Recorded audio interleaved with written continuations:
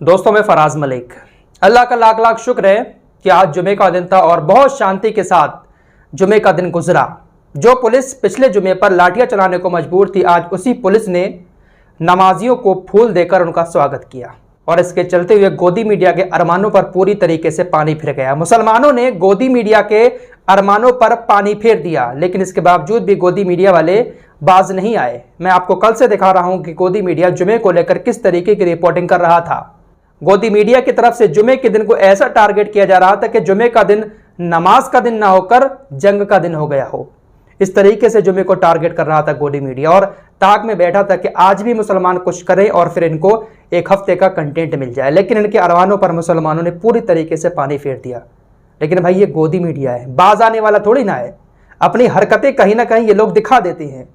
देखिए, जुमे की नमाज के टाइम 2-3 बजे के टाइम जी न्यूज पर क्या चल रहा था।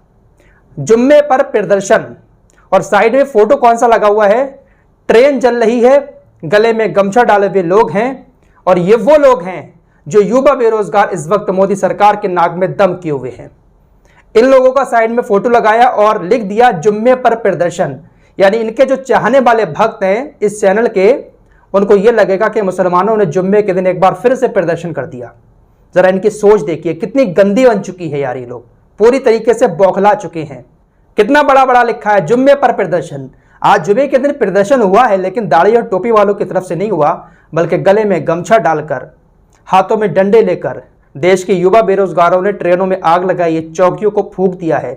खबरें सारी आपकी स्क्रीन पर हैं। मोदी सरकार की अग्निपथ योजना के खिलाफ देश के अंदर भारी बवाल छिड़ा हुआ है। कई सारी जगहों पर ट्रेनों में आग लगा दी गई, जिसके बाद खुद रेल मंत्री सामने आकर अपील कर रहे हैं इन युवाओं से कि आप सरकारी संपत्ति को नुकसान ना पहुंचाएं। इन युवाओं की तरफ से लगातार विरोध प्रदर्शन करते हुए गाड़ियों को फूंका जा रहा है, ट्रेनों को जलाया जा रहा है और प्रदर्शन किए जा रहे हैं। और मोदी सरकार से यही अपील की जा रही है कि इस कानून को जल्द से जल्द वापस किया जाए। ये कानून हमें पसंद नहीं है, लेकिन मोदी सरकार ने थोड़ा सा दांव चला है इनको शांत करने का। अभी तक अग्निवीर बनने के लिए 17.5 से लेकर 21 साल तक की युवा इसमें जा सकते थे, लेकिन अब इसको 2 साल और बढ़ा दिया है मोदी सरकार ने। 17.5 साल से लेकर 23 साल तक के अब अग्निवीर बन सकते हैं। अभी तक 21 साल था। तो ये एक दांव चला है मोदी सरकार ने, शायद इससे थोड़े से शांत हो जाएं, लेकिन वो लोग शांत नहीं हो रहे हैं। उनका कहना यही है कि इस कानून को जल्द से जल्द वापस लिया जाए। अब बहुत सारे सवाल आ रहे हैं सामने और उन सारे सवालों के जवाब मीडिया की तरफ से सरकार के पक्ष में रखे जा रहे हैं। मीडिया की तरफ से यह दिखाया जा रहा है कि सरकार का कहना है कि 4 साल के बाद जब रिटायर हो जाएंगे, 24 साल की उम्र में हम पहुंचेंगे, तो उसके बाद हम क्या करेंगे, हमारा तो करियर बेकार हो जाएगा। लेकिन अब कुछ राज्य सरकारों की तरफ से यह कहा गया है कि हम उनको जो अर्धसैनिक बल हैं उसमें वरीयता देंगे, यानी जो आगे फौज की भर्ती निकलेगी उसमें उनको वरीयता दी जाएगी। साथ ही साथ यह भी कहा जा रहा है सरकार की तरफ से, जब आप 23-24 साल में रिटायर हो जाएंगे तो उस वक्त सरकार आपको 12 लाख रुपए भी देगी। तो मीडिया की तरफ से सरकार का पक्ष रखते हुए यह कहा जा रहा है कि हमारे देश के अंदर युवाओं के पास इतने पैसे नहीं हो पाते हैं 22-23 साल की उम्र में, लेकिन जब वो रिटायर होकर आएंगे तो उनके पास तकरीबन 10-12 लाख रुपए होंगे, जिससे वो अपना कारोबार चला सकते हैं।